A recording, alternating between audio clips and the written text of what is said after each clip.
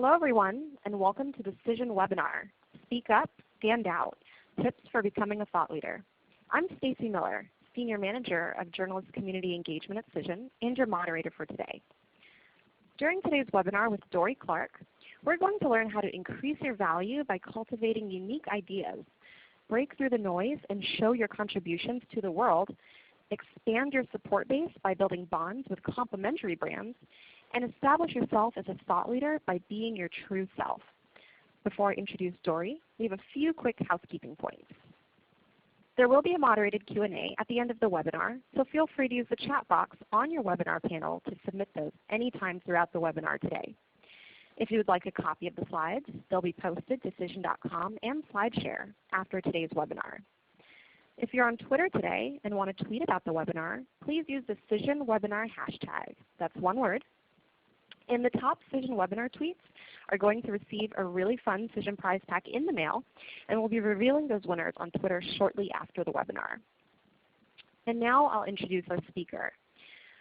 Dorie Clark is a marketing strategy consultant, professional speaker, and frequent contributor to the Harvard Business Review, Time, Entrepreneur, and World Economic Forum blog.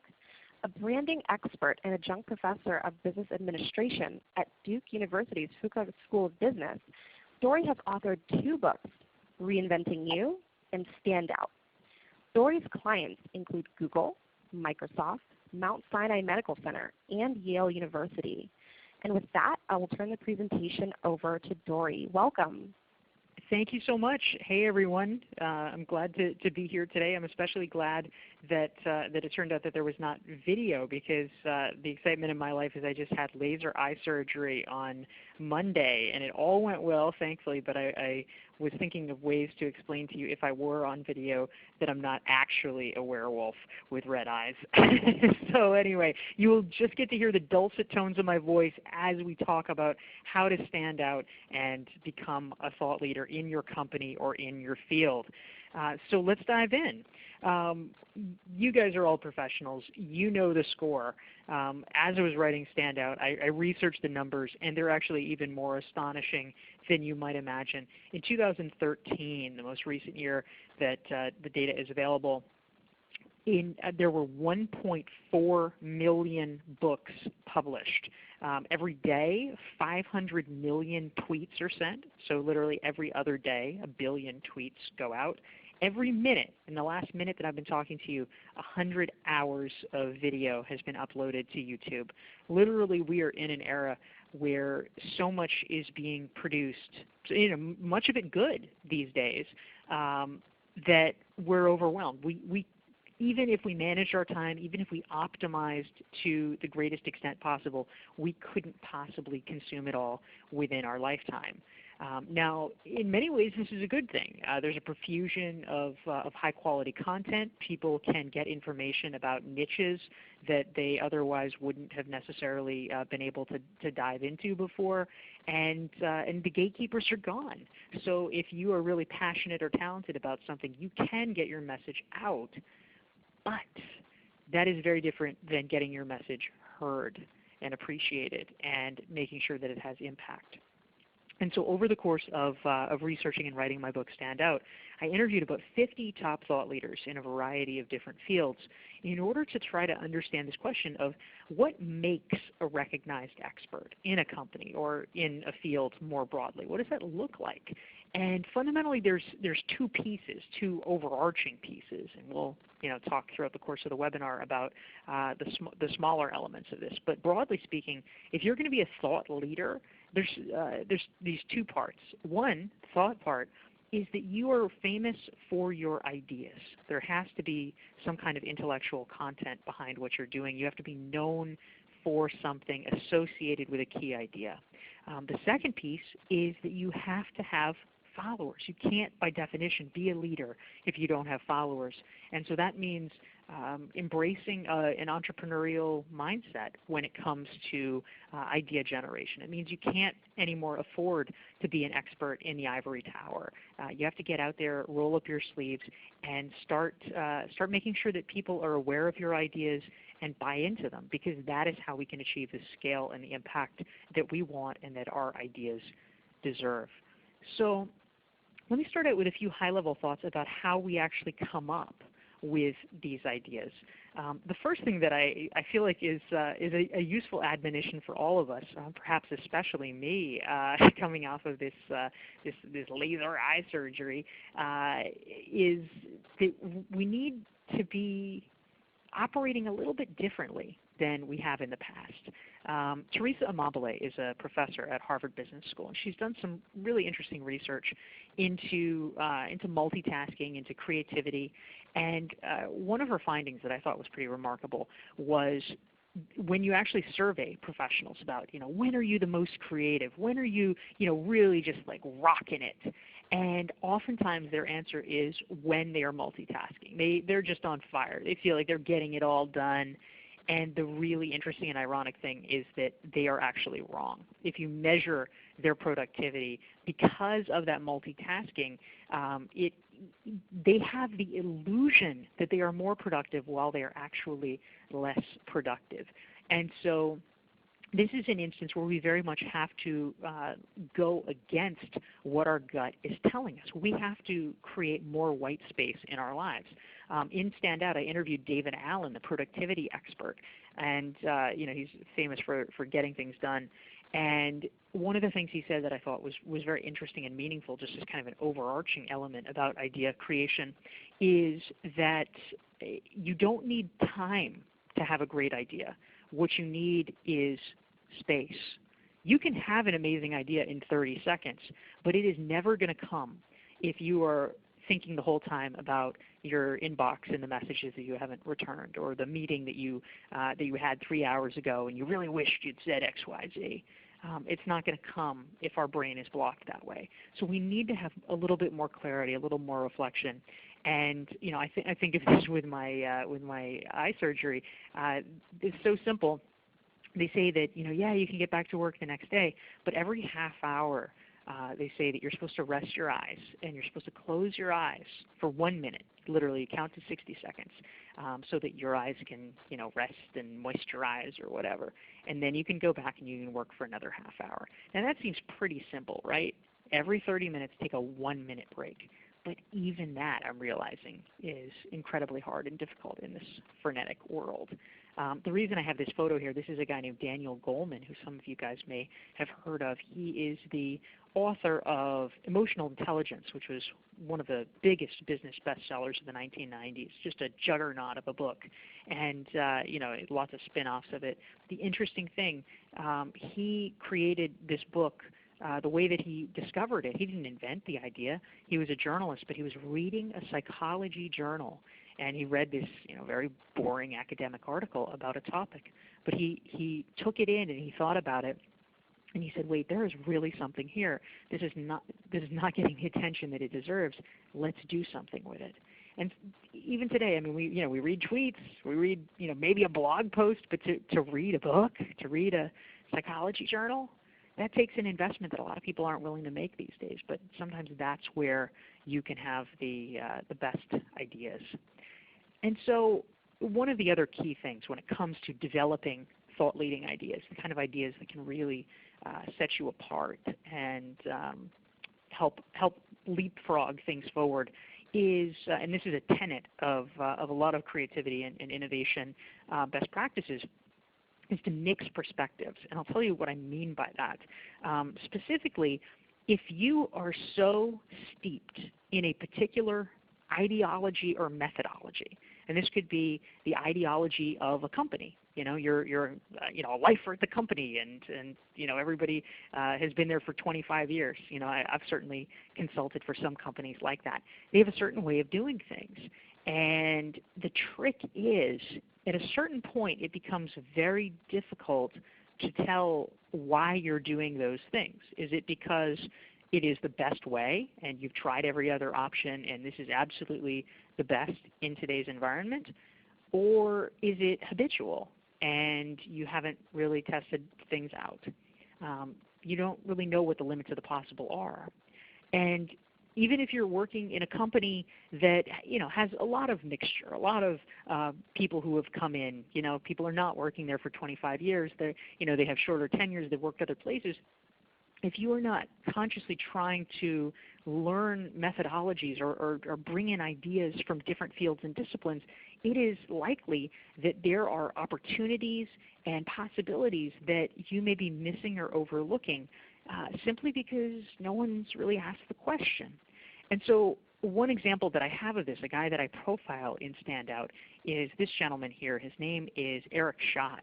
And Eric is one of the leading scientists operating today. He's done more than 200 peer-reviewed papers for everything from Alzheimer's disease to diabetes. And the reason that he has actually become so prominent as a scientist, interestingly, is that his background was not in biology, where he is operating now, but instead was in mathematics and computer science. And the reason that he was able to really leapfrog forward in biology is that he was one of the earliest adopters who saw the potential of big data in biology. Because of his quantitative training, he realized what the potential was and what it could do for advancing the understanding of disease and illness. A lot of people, however, who had been trained just in biology, A, they didn't have the quantitative background to be able to do it successfully, and B, a lot of them said, well, this isn't really biology. What can we learn from this?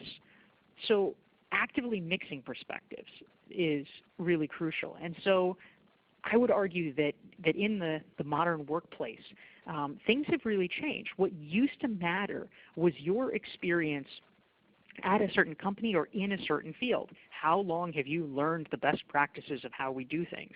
And I think that that today one of the big shifts is that having different perspectives, and I see here from one of the commenters, RJ says, what about challenging your own perspectives as another form of mixing them? Yeah, absolutely.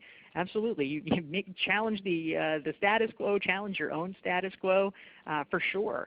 But I think the place where we can really distinguish ourselves and add value is by bringing in new viewpoints, whether it is from things that you've picked up in different industries, different companies, hobbies that you've pursued on the side, different cultural experiences or backgrounds you might have, things like that that enable you to do something different.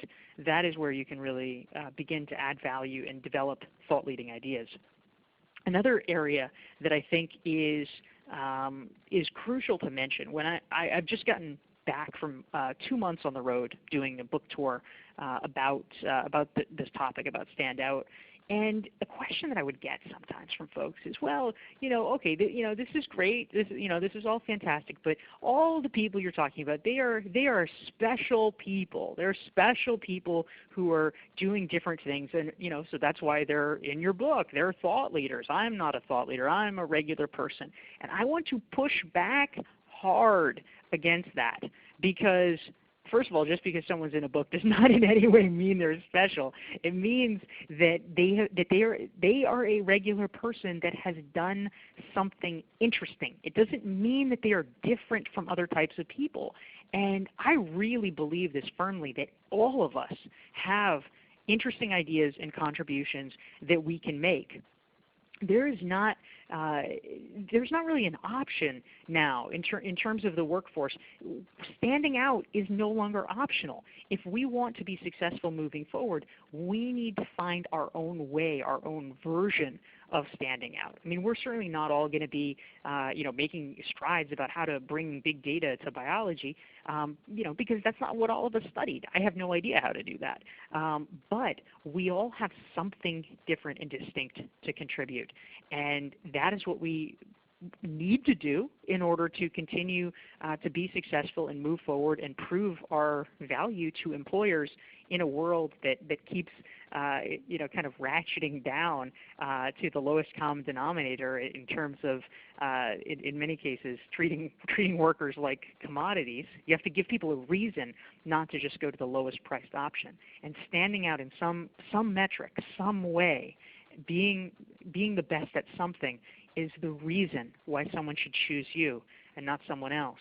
But I think that one of the most powerful things is that it's not that you have to be some kind of a genius to come up with really valuable ideas and be an expert in your company or in your field.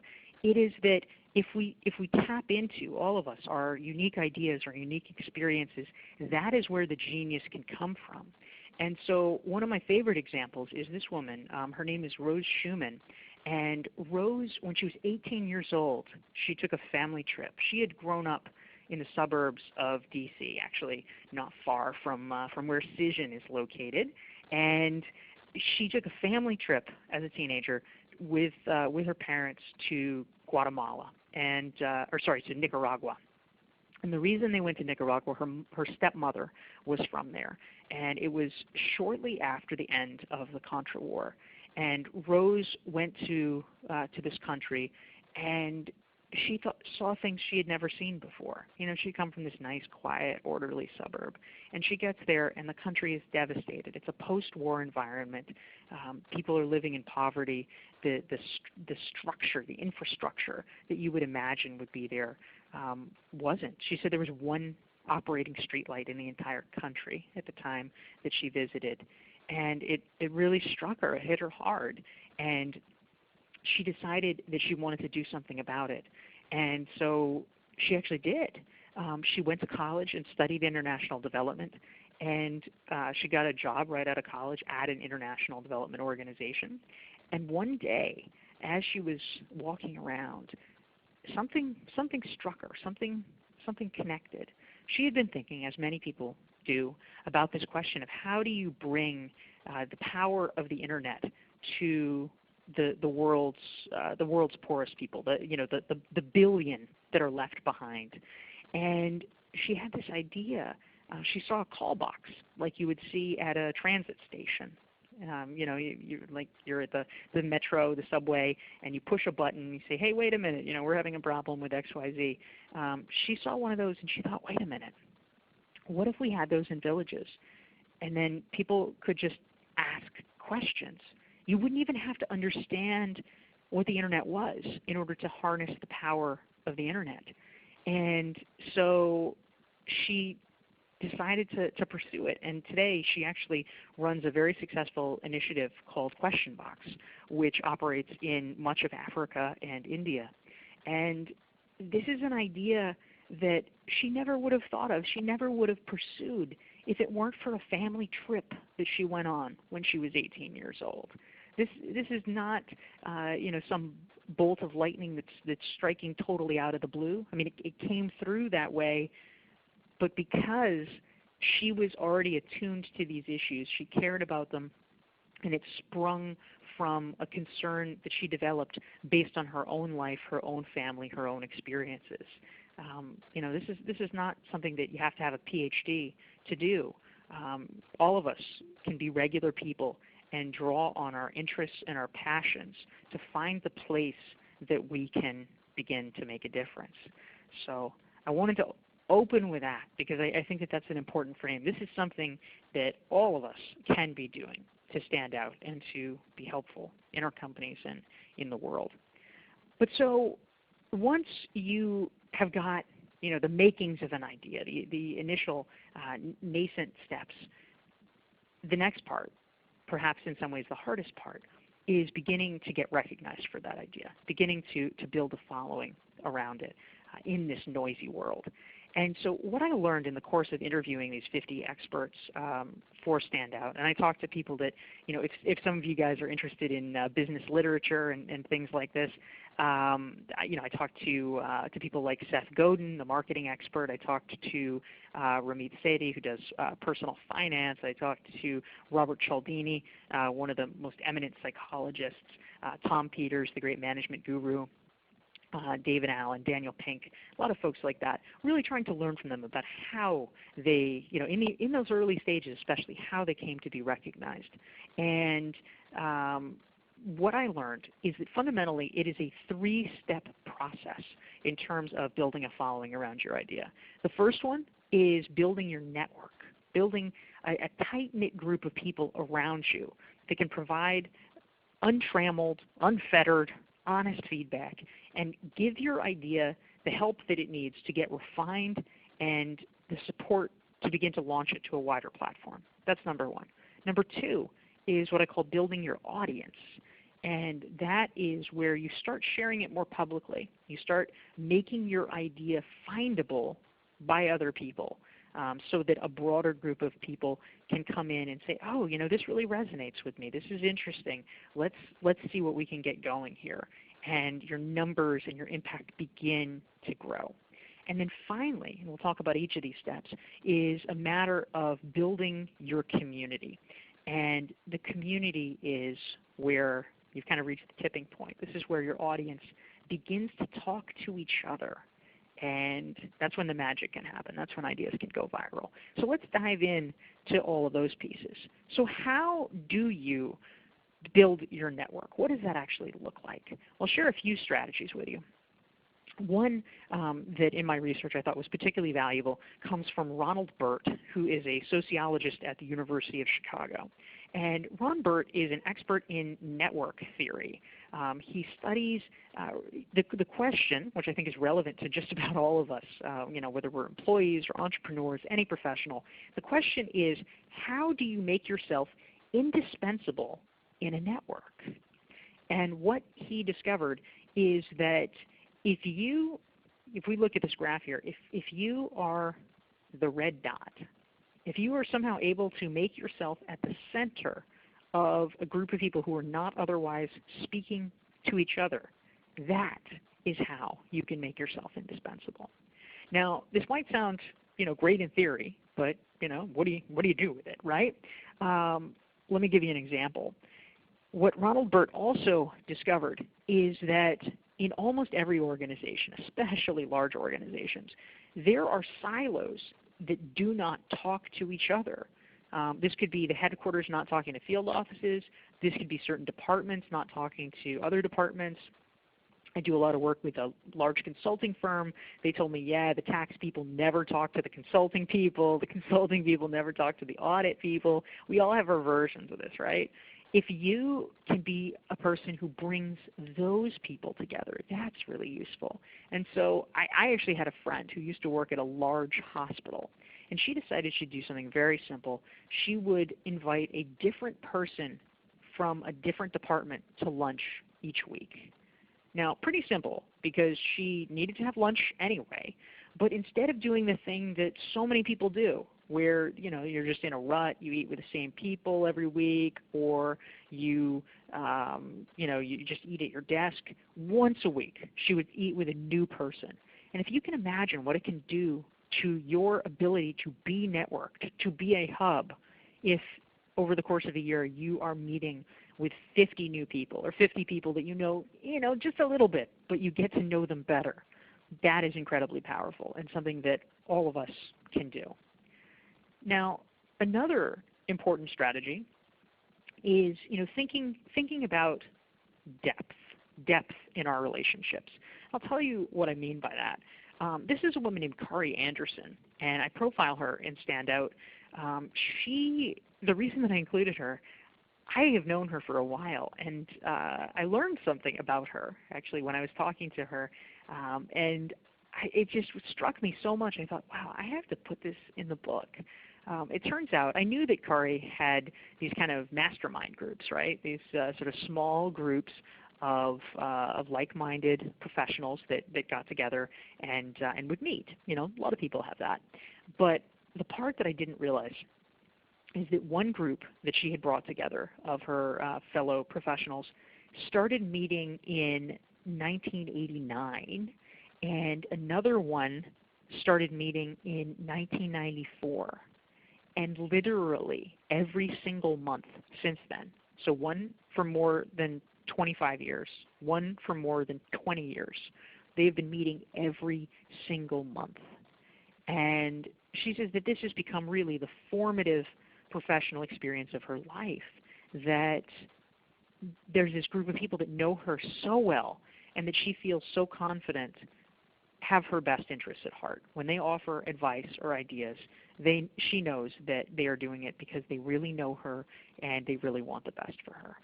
Now, I thought that was amazing And it would be cool, certainly, if all of us had mastermind groups that were meeting for 2 decades. But I'm not saying, oh yeah, that's your homework assignment, guys. That's what you need to do. Although feel free. What I am saying is that for me, the lesson of Kari Anderson is that we need to be more deliberate in terms of who we surround ourselves with. Far too many of us are reactive when it comes to our networks, when it comes to our networking.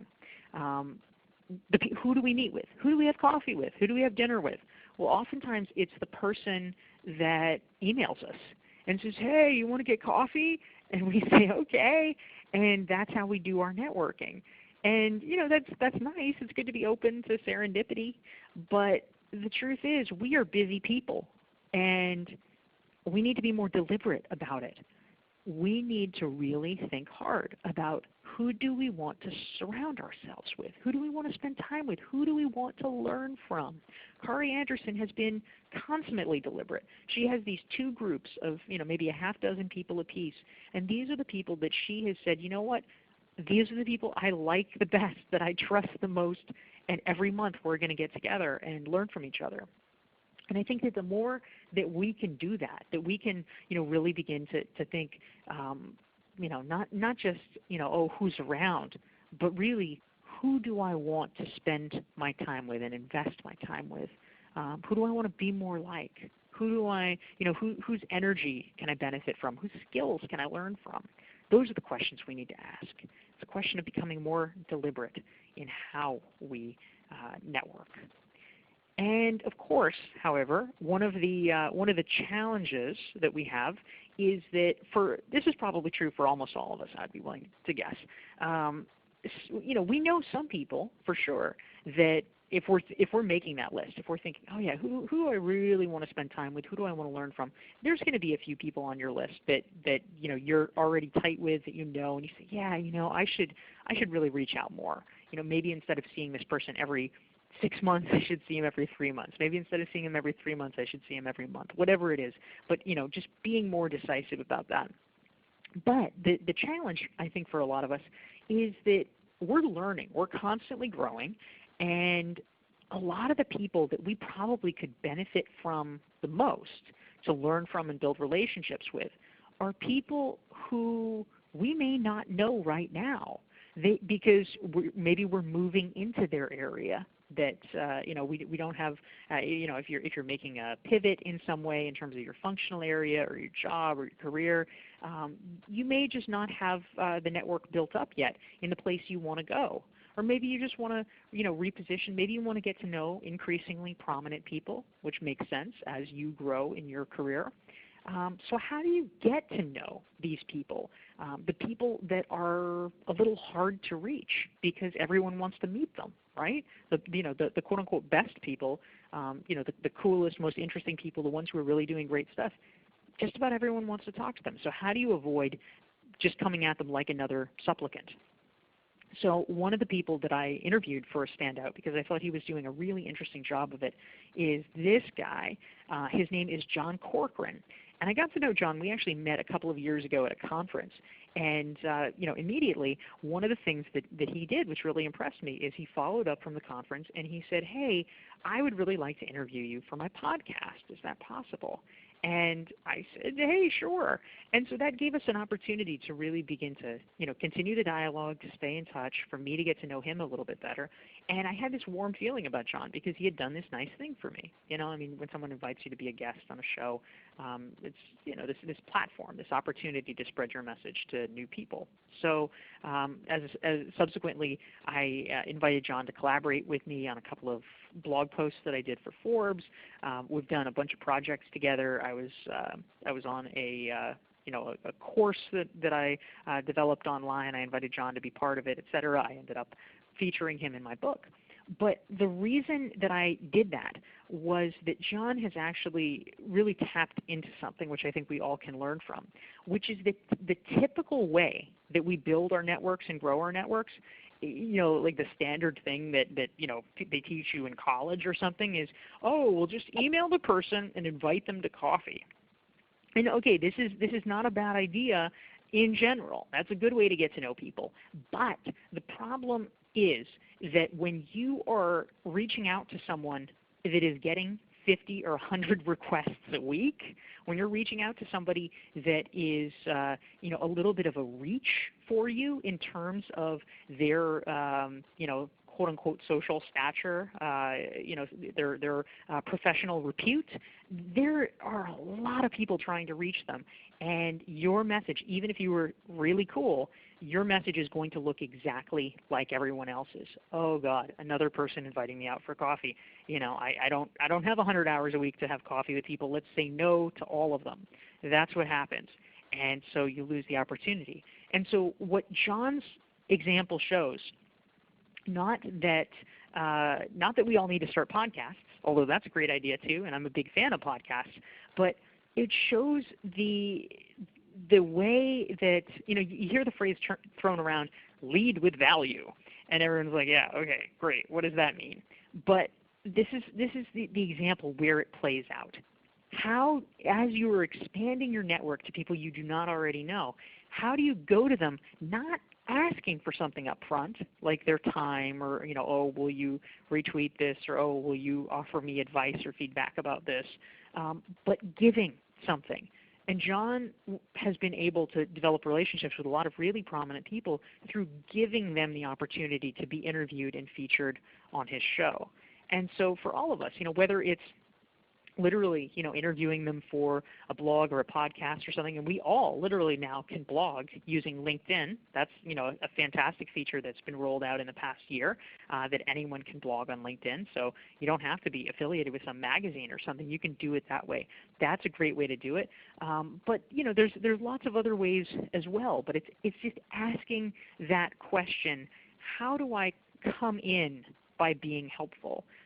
Whether it is getting to know someone by steadily on social media making a point to always comment on their blog posts or retweet their posts, or helping out and getting involved with with a charity that they're involved in. But it's beginning to think strategically about how do you build relationships with the people who you want to get to know, that everybody wants to get to know. That's how you can begin to do that. And the last piece on this facet is about creating your own networks.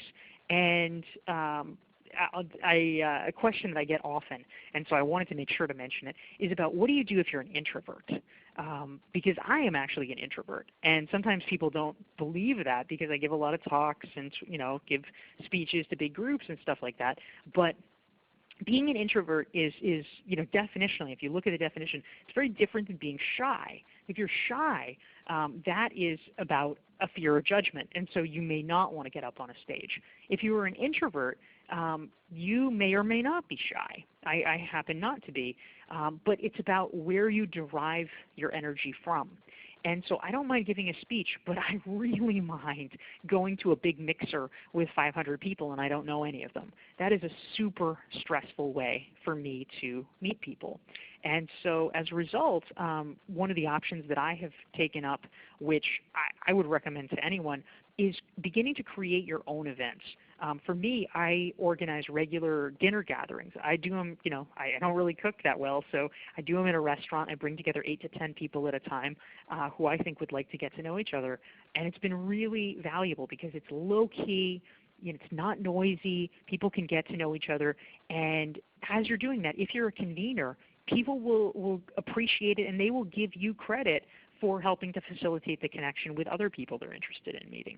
So all of those are good strategies for that first part, that initial part of building the one-to-one relationships, building the network that you need that will facilitate everything else in terms of the spread of your ideas. So let's talk then about this second phase of building your audience and what that looks like, how to kick it out to the masses, to the public. Now, of course, especially because this is a Cision webinar, but I would say just in general as well, online is going to be a big key piece of this. I mean, we have this miraculous tool in terms of circulating our ideas now to the world, to the broader public. And so there's a lot of cool ways that we can do it. Some of them are things many of you guys may already be doing. We're talking about some of them a moment ago. You could have a podcast. You could have a blog. You could do old-fashioned public speaking, all great ways of spreading your ideas. But I wanted to share with you a couple of interesting variations on this that I discovered in the course of writing Standout that I thought were pretty cool. So this guy, his name is Mike Lydon, and I actually know Mike because he started out more than a decade ago as my employee. I was running at the time a small nonprofit, and Mike worked for me. And I have watched his career in the intervening decade with great pride and joy. And a few years ago, he started to do something really interesting. Mike went on to become an urban planner. And in 2009, after working a number of years at a prominent firm, Mike decided to start his own business. Now, the trick here, as many of you guys will remember, flashing back to 2009, that was not the most auspicious economic climate in which to run a business, or especially launch a new business. So he had to come up with something. He had to give people a real reason to work with him rather than the established players. So, especially it was a tough time to start an urban planning firm because who do they rely on for clients? Well, municipalities, and municipalities were just absolutely strapped. Tax revenue had plummeted. So he had to distinguish himself somehow. So what he actually did was he identified a new phenomenon. He called it tactical urbanism. And the basic idea, we won't get too into the weeds about it, but the basic idea is that he was seeing a new strand of what we could call civic participation in terms of urban planning. And the people kind of taking it upon themselves to do these little interesting experiments in their communities, like painting their own bike lanes and things like that, or cleaning up storefronts and doing interesting murals. And he saw cool patterns. And he said, you know what, this is a neat phenomenon. I'm going to gather them together, and I am going to put together a book of case studies. And so he did this, kind of as a passion project. And he put them all together into a PDF, and he put it on his website. And just said, hey, here's it's called Tactical Urbanism, and you can download it from my website. And within a few months, it turns out, 10,000 people had downloaded Mike's PDF, which if you're looking at the urban planning community, which is not that large, that's an enormous number. Turned out there was a real hunger for it. So Mike and his colleague decided they were onto something. So they created a second volume, Tactical Urbanism Volume 2. They created that, put it up on their website. They got more attention, more speaking invitations, a lot of buzz. A firm in South America contacted them and said, hey, can we partner with you and do a whole book on South American examples? And they said, sure. So they write that, they create it, they put that up on their website. And it's now 5 years later, right? 5-6 years later. The 3 books have been downloaded a total of 160,000 times. And Mike has established himself as the expert in tactical urbanism, which is this emerging area of the discipline. And literally now you will see RFPs, requests for proposals, from governments that say we are looking for a firm with a specialization in tactical urbanism. He created an industry for himself. He created a niche, and he did it through content creation and disseminating it widely and making himself findable by like-minded people. This is something that does not take money to do. It takes time, it takes strategy, but anyone can do this. I'll give you another example. This guy here, Robert Scoble, some of you guys may know him if you follow the tech world. He's considered a tech opinion leader. And Robert, when I interviewed him for Standout, he told me something really interesting. This is somebody who gets a ton of emails a day. I mean, we can't even imagine, right? We probably get 100, 200 emails maybe, the average professional. Robert just gets thousands because everybody wants him to look at their startup or feature their startup. And so what he told me is, he says he gets a lot of questions in his inbox, and he will write back and he will say to them, I'd be happy to answer your question, but not on email. And what he asks them to do instead is to go to Quora, Quora, the question and answer website, and he asks them to post it there and he answers it on that site. And he says the reason he does it is that if he emails them the answer, he's helped one person. But if he shares it on the internet, it's an opportunity to help 5 people or 50 people or 500 people. And I think that's the change that we need to think about. I mean, no one is going to get more time in their day. Instead, what we need to think about is how do we get more leverage out of the time we spend? How do we put legs on our efforts? If we're writing a blog post, that could be the end of it, or you can take an extra 10 minutes and write 10 tweets based on that blog post, or you can create an image on Instagram and share it there, or you could create a 1-minute video that you film on your iPhone where you talk about the summary points and what you learned in the interview for the blog post. Any of those little things, it's a way of spending just a tiny bit more effort but getting a exponentially larger result. And when we increase our leverage, that's how we can increase our impact. Which brings us then to our final piece, which we started by building our network, one-to-one communications with the people around us who can really help our ideas nurture and grow. We've gone to building our audience, which is sharing the idea publicly, making ourselves findable, enabling like-minded people to discover what we're doing and get on board. And then the third and final step is building your community. How do you get people excited? How do you get your audience talking to each other? And so I wanted to just share a couple of quick stories. This guy, some of you may know him. I'm sure the Cision people do. This is a guy named Peter Shankman. And Peter Shankman is also someone that I profile in Standout. And the reason is that he did something that I think is actually a pretty cool example of community building and helping connect the people who want to talk to each other. This story will probably become familiar to some of you guys as I'm telling it, if it's not already.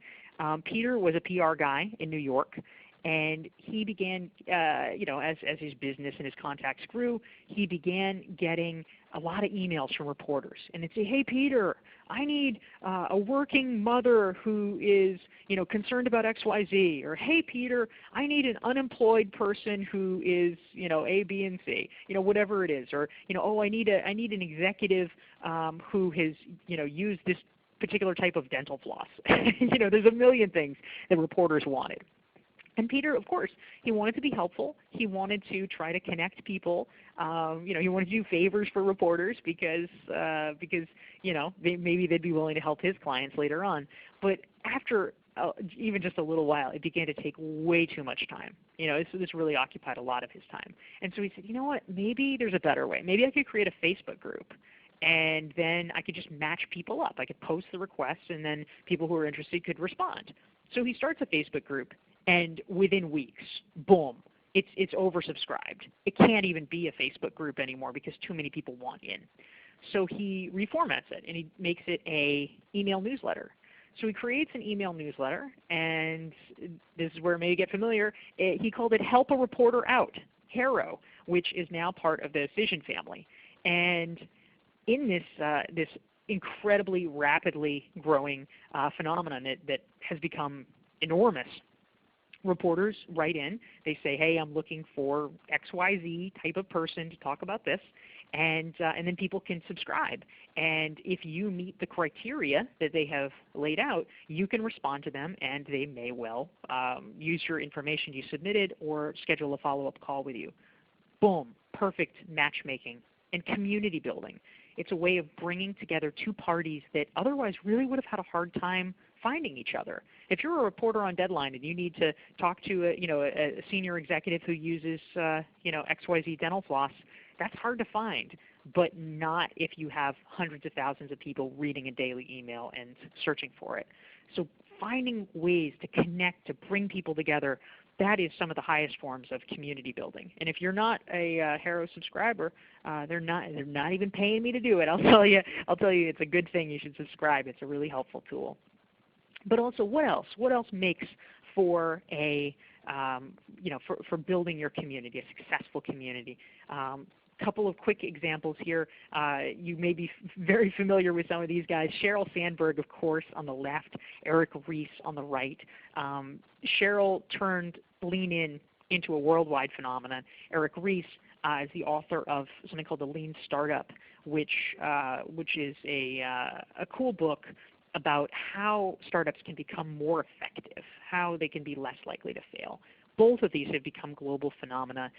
They have, Lean In, of course, is now morphed into Lean In circles that many people have at their workplaces, where people are talking about the ideas in the book and meeting regularly. For the Lean Startup, at last count, this is amazing, there are 750,000 people around the world who are signed up for Lean Startup meetup groups in over 80 countries. Just breathtaking. And what has enabled the ideas to spread this far? The biggest thing, the most important thing, is to ask ourselves, is this idea beneficial to someone besides me? I think the key here, if Sheryl Sandberg had been, just a typical executive saying, "Hey, I'm gonna write a book about myself," and chronicling her exploits, that's nice, but not a lot of people really would have cared about it. But instead, she wanted to write a book that wasn't just about herself. She was a jumping off point, but it was a book about something larger and more important, which is about how women in general can really take control of their careers and add more to their own lives and to the workplace. And that was a message that resonated. Similarly, for Eric Ries, if you work in the startup field, you can be sure that everyone who's in the startup world would really like to know how to make it less likely that their startup is going to fail. And so the fact that he had concrete tools and principles and ideas was extremely useful. And so this is why, looping back, when we think about that very first step about how do you create how do you spread your ideas? Well, first, you build a network of trusted people to give you advice. Then you build your audience. Then you build your community. What enables a community to really build? Well, early on when you've been building your network, it's getting that honest advice about, is this idea really useful in the world? Does it really help other people? And if it does, from the beginning, it's going to have the seeds that enable it as you go through the steps and go through the process and build that audience.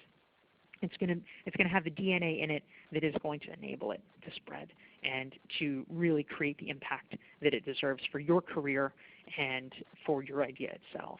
And so in a moment, I'm going to turn it back over to the Cision folks for Q&A. I saw some questions come in, and I'm excited to tackle them. I also just wanted to mention to you guys that I have for those of you who are interested in this idea of how to develop your own breakthrough ideas and build a following around them, I actually created a free 42-page workbook that's based on Standout. It's questions that literally walk you through the process of developing your own ideas. You can get it by following these links. I think they're not clickable exactly, but you could either go just to my website, which is dorieclark.com. You can download it right on the homepage, or if you want a special one that gives you a little shout out, hey Cision people, you can go to that one at the top. But if you can't click it, you can just copy it into your browser. But please go ahead if you'd like and download the free 42-page workbook so you can walk through and develop your own brilliant breakthrough ideas as well. So I will go ahead and hand it over to the Cision people. Oh, I see, by the way, a question. Suze says she tried to download it. Just send me an email, actually, if there's a tech problem with it. For the vast majority of you guys, I think that probably is not an issue. It actually is only an issue if people are already on my email list because of the server. They're not allowed to access it because of crossed wires. It's a bizarre little thing. Anyway, so feel free if you already are on my email list, feel free to email me. I will send you a link to the PDF. But for everyone else, it should work if you just go to dorieclark.com. And I hope you like it. Cision, let's do it. Let's do it, Dorie. Thank you so much for that great presentation. All of the advice you gave about networking was really, really interesting. I kind of feel like we're really embodying some of that advice that you talked about, building your community and such right now, because you and I met a couple years at a conference, and we featured you in a video, and we kept up with your book launch, and now you're doing the webinar for us, and we're bringing you to all these wonderful Cision clients and people who are interested in Cision. So we thank you for being a part of our network, and we're really excited about it. So right before we do pop into those questions, we're going to launch a really quick survey on your screen. It's a yes-no survey, and if you're interested in seeing how Cision can help you amplify your voice and your network, please let us know, and we'll get in touch. So the first question we have is from Brittany, and that is, how do you suggest promoting an event if you don't have much influence in the community or niche yet? Yeah, that's interesting. How do you suggest promoting an event if you don't yet have much influence in the community? So, this is an important question, and and it's a challenging one too, of course. So, the first things I would say is that we really need to think of it as a long-term kind of proposition, because if you let's say you've joined a listserv or something like that, and you're like, oh my gosh, I'll make up a scenario. You're in a band, and your band has a show in 2 weeks. You join the listserv, and it's like, oh man, I really want people to come to this show. One sort of bad example of networking would be, let's just blast the listserv a million times, and then people will hear about it, and surely they'll go. But of course, no, they're going to be turned off by it. They are going to be pretty frustrated because you haven't built up that stature. So, quote unquote, raising your voice or raising the frequency, the volume, is not going to be helpful in that situation, as some people might do erroneously. But so the fact that you're asking the question is really great, because there's much more strategic ways to do it. So one way to do it, of course, mention it. Just don't go crazy mentioning it, but realize that in some ways, getting people to that show in 2 weeks, it actually may not necessarily happen, in a big way. You'll probably get a few people, but you're probably not going to fill the house with the people on the list yet, just because you need time for that relationship to marinate. So, how do you do it? Well, number one, something that is useful is if you can determine who the people are who are really key to the community. Who does everybody listen to? Who does everybody respect? And if there's a way that you can begin to build relationships with those people, this is a form of what is called, in the political world, power mapping, where you begin to really look at it, almost literally diagram, who in a network is considered crucial. Who do people turn to for cues and their way of looking at things? I wrote about this in an article for the Harvard Business Review called "How to Create a Campaign Plan for Your Career." But so if you can find those people and begin to build relationships with them, that can help increase your credibility. But also, it's really about, in a lot of cases, sacrificing the short-term gain in order to create the long-term credibility. So I would say, if you don't have the relationships yet, map it out and literally, think to yourself, okay, is this the right place that I want to focus on? Is this ultimately a place that it would be good to have a lot of deep relationships? If the answer is yes, then think about what's your 1 year strategy, not what's your 2 week strategy, but think about how to increase your engagement and involvement. And this is the place where things like taking on a leadership role in the community, if it's a professional association, see if you can run for the board. That might sound like a big thing, and you can't be president tomorrow, but I'm willing to bet there's a lot of the sort of scut work things like being the secretary, being the treasurer, that nobody wants to do. And if you're willing to do it, those are the things that really build up points and credibility and make people realize that you're in it for the long haul rather than the short term. Excellent advice. The next question we have, you talked about growing your network, which is one of the things that I'm really, really interested in. And you mentioned that you interviewed Seth Godin, who is one of the ultimate holy grail, marketing and business minds on earth.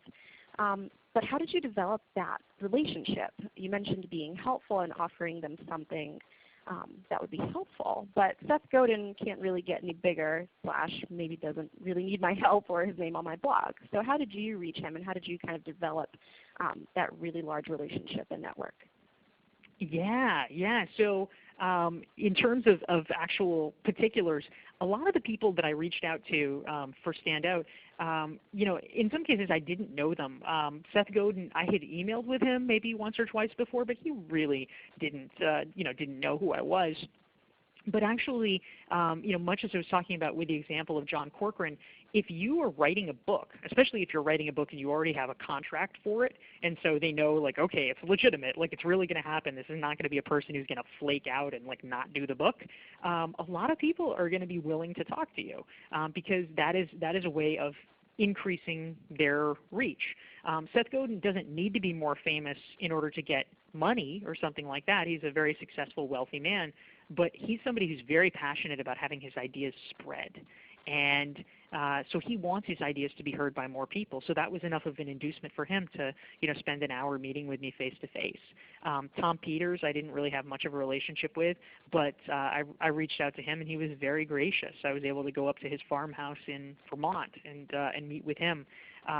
So in terms of those things, I think that's useful. But quick tip, try to find whatever commonality you have with the people.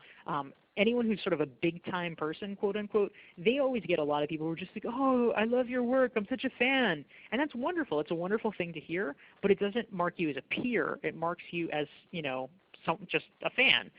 If you can find something you have in common, like for instance, my book was being published by Seth Godin's publisher, so we were peers on that level, even though he's a lot better known than I am. So we were able to connect. Maybe you went to the same college as someone. Maybe you have a friend in common. Maybe he loves antique cars and you know a lot about antique cars. Any of those things is a basis of a commonality and a basis of a connection that can enable you to really break through. Fantastic. So finding a really relevant connection to someone that can sometimes be on a more personal level could be helpful. Great. The next question we have is pretty interesting. It comes from Dennis, and he asks, when you are in the idea generation phase, so when you're trying to think of your topic of expertise or what you would like to be a thought leader in, how much are you thinking about, does this solve a problem versus will people actually pay for this? Yes. Yeah. Awesome and important question. So a couple of quick thoughts on that. So number one, I am a huge fan of to use Peter Sims' nice phrase, little bets.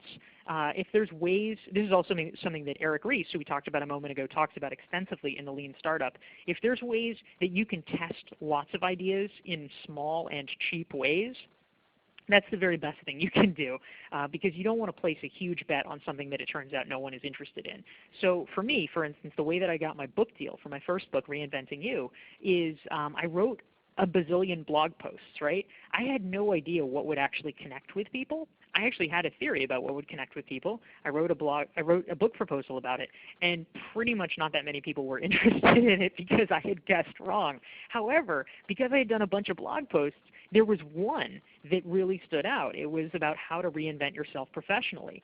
And as a result of that, I did it for the Harvard Business Review. They liked it. They said, oh, this is interesting. Will you turn it into a magazine piece? And I did. And then when I did, 3 different literary agents approached me and said, will you turn this into a book? I was like, oh, wow, okay. Clearly there's interest in this, not this other stuff. So little bets, write a blog post before you write a book, or do a pilot before you do a nationwide launch. Really important. But I'll also just close with the fact that a breakthrough idea, it doesn't have to be a breakthrough like Einstein having the revelation about the theory of relativity. Howard Schultz had a breakthrough idea. And this is a guy who did not invent coffee, did not invent coffee shops. He just created a different way for a coffee shop to be. And that was enough. And it created a worldwide multi-billion-dollar empire. So sometimes it doesn't have to be the biggest idea in the world. It just has to be moving the ball forward in an interesting and different way. Great stuff, Dorie. And it does look like we are at the top of the hour, so I wanted to wrap up with one last question. It looks like there are quite a few people who are really interested in your workbook, but they can't get through. So if people are having trouble with that, how do you prefer that they reach you? Was that email, or do you want them to tweet you? Yeah, yeah, absolutely. And I'm sorry if folks are having trouble for any reason. It's the easiest way again to get it is just on my website. It's DorieClark.com. You can do it straight off of the homepage on the website, DorieClark.com. I'll even write that into the box if I can, or actually I don't know how to do that. But if you guys at Cision could do that for me, that would be great because I'd love for you to get it. But if there is a problem in any way, please feel free to shoot me an email and I can take care of it. It's my email is Dorie at DorieClark.com, perhaps not surprisingly. So please try the main website first, and hopefully it will shoot through like a breeze to you. But if not, send me an email, and that should happen. How long should it take to come through? Pretty darn fast, like 30 seconds or something. So anyway, if there's an issue, email me. We will hook you up because no one should be bereft of a 42-page standout workbook. So we will make sure it is in your possession. We will hook you up. Excellent, Dorie. Thank you so much. Maybe it's just getting downloaded so much. Your site's like, whoa, can't handle this. You're getting That's right. Maybe we're crashing. Maybe we're crashing the system. Yeah. Denise says, yeah, look in your spam file. Always a good thing. It's terribly pejorative because my stuff is never spam, but sometimes spam filters get a little out of control. So please be sure to check that as well. All right. Fingers crossed. So it looks like we are at the top of the hour, and I would love to thank all of you for attending. You can find an archive of webinars on our website at cision.com. Additionally, excellent research and slides from webinars past can be found on SlideShare. That's slideshare.net/Cision. And of course, you can find us on Facebook and Twitter. We are Cision, a leading global media intelligence company serving the complete workflow of today's communications, social media, and content marketing professionals. Dorie, thank you again so much for joining us. Hey, thank you, and thanks for joining us, guys. It's a pleasure to talk with you.